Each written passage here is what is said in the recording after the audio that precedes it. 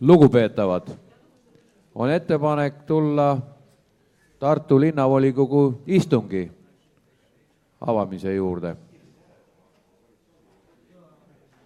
Hääletamiseni me jõuame veel. Enne hääletamist on mul hea meel tervitada teid kõiki, kes te siin olete. Kirjade järgi peaks olema saalis 29 linnavolikogu liiget. Puudumisest on teatanud 8 kolleegi. Kolleegid Everaus, Kaasik, Leetmaa, Kaplinski, Ginter, Sõrra, Kangilaski ja Mürk. Hilinemist paluvad vabandada ja on teatanud kolleegid Uluots ja Laurson.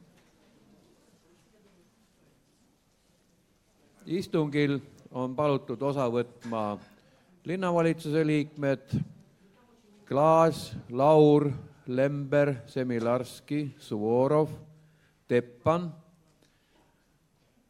ja linnasekretär Jüri Mölder. Kutsutud on Urmas Ahven, aga minu teada tal on põhjus puudumiseks. Aga selle juurde me kohe jõuame, sest et meil on teiega ees päevakorra kohta otsuse tegemine. Päevakorra eelnõu on teie ees. Eesseisus on sellisel kujul selle teie ette toonud.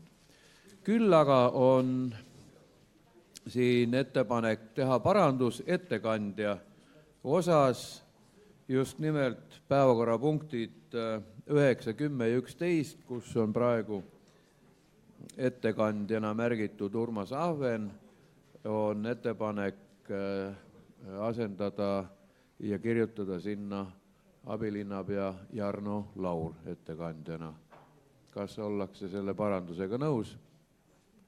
Panen päevakorra. Kas on päevakorra osas ettepanekuid?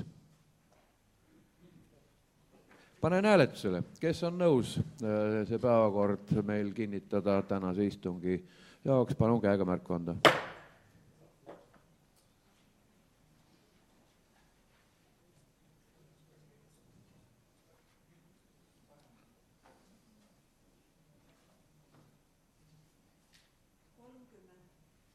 Kolmkümmend. Kas on vastuhääli? Ei ole, seega on meil päevakord kinnitatud.